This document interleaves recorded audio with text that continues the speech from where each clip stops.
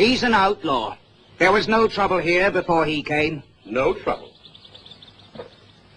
Well, this is a fortunate village indeed. I thought all England had troubles under Norman rule. There's no need to be in such a hurry, friend. The men of Sherwood are guarding the road to Nottingham. I'm sure you wouldn't want us to discuss such important matters without you. We're here only to see that Edgar receives fair treatment, and that means without the aid of his lordship, the sheriff. Your man will get a fair trial. Then you won't object if we stay and watch? I've no objection. And I'd also like to have a look around. You won't have much time. The fire's getting hot. And I'm sure I can count on you to keep it burning well.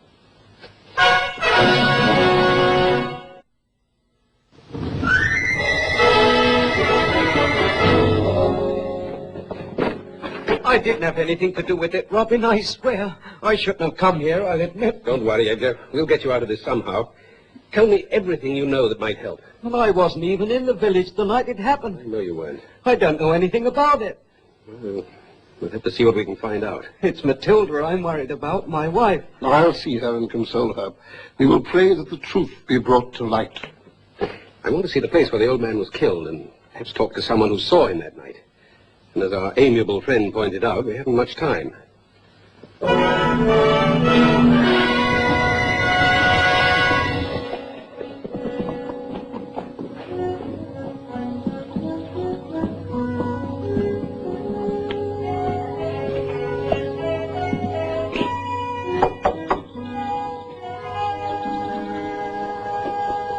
Helen, this is a friend of Edgar's, Robin Hood.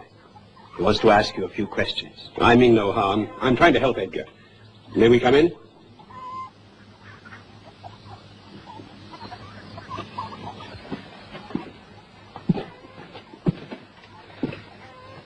Edgar is a neighbor of yours, Helen, so you must have known him for a long time. Do you think he killed your uncle?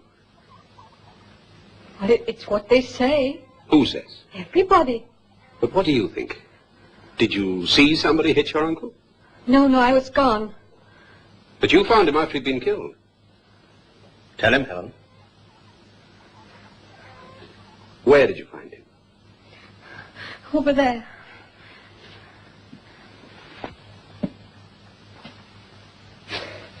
How long had you been gone? Since the moon come up. Do you mind telling me where you'd been? That has naught to do with it. You were somewhere with Alvin, weren't you?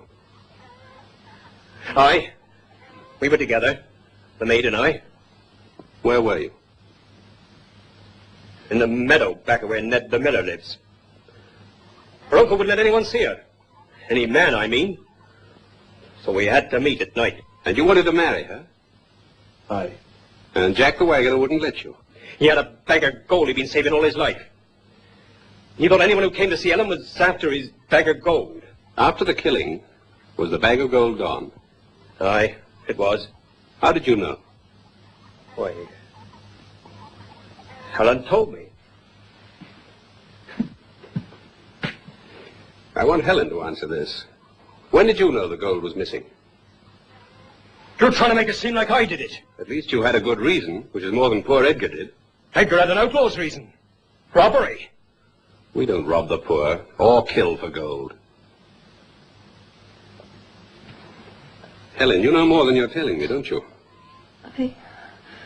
Remember, an innocent man's life is at stake. The poor dead man's savings.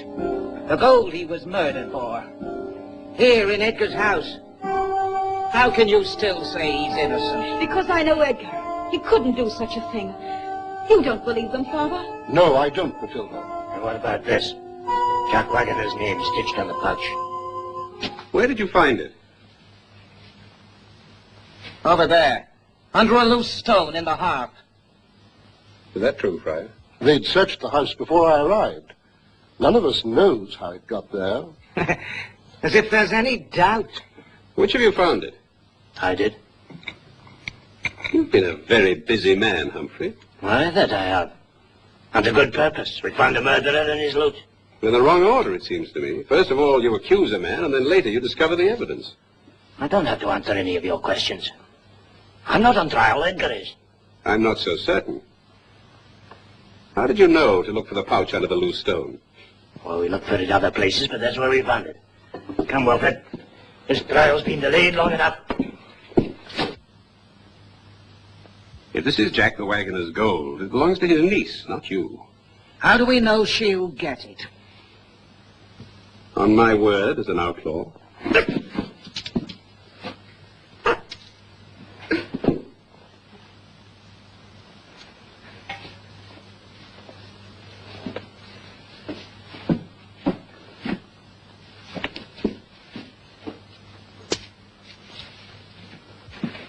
Take this to Helen and try and win her confidence.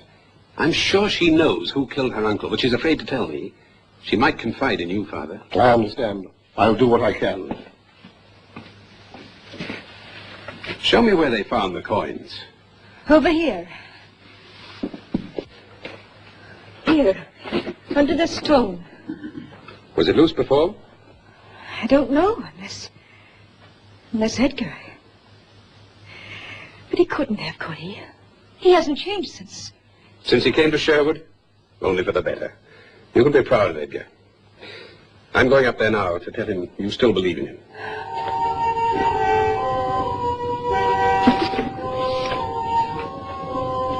Now we can see whether he's telling the truth. Edgar, put your hand in there and take out the bar.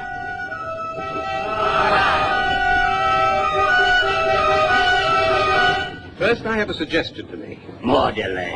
The outlaw has a suggestion to make. How long are we going to put up with this? My suggestion is this. Edgar must submit to the ordeal because he's suspected of a crime. I accept that. You accept it. How good of you. But there are also grounds for suspicion against at least one other person. Alvin, you'll admit that you're not entirely clear in the matter. I didn't kill him, I swear. Are we going to listen to this outlaw and this nonsense? Let's get on with the trial. Edgar, submit to the will of Providence, or we shall adjudge you guilty. Neither you nor your witch's cauldron are going to judge him guilty without more proof. Step aside, or blood will be shed. Yours as well as ours. Bring him with him. No blood need be shed. We know the guilty man. Helen, tell these people what you told me. He did it. When I came back the night it happened, from being with Alvin, I saw him attack my uncle. He lies! The beast put her up to this.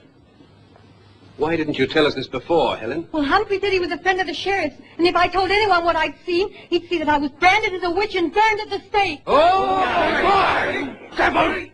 And let us put the blame on Edgar, just because he was an outlaw. That was the sheriff's idea. He wanted to make the men of this village lose faith in the men of Sherwood Forest. Shall we give the sheriff our answer?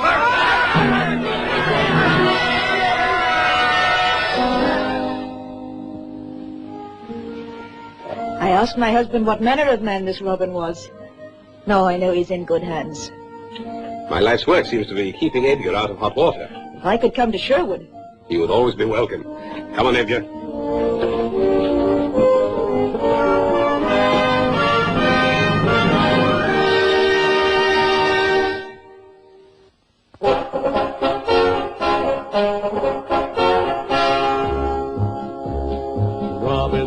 Robin Hood, riding through the glen. Robin Hood,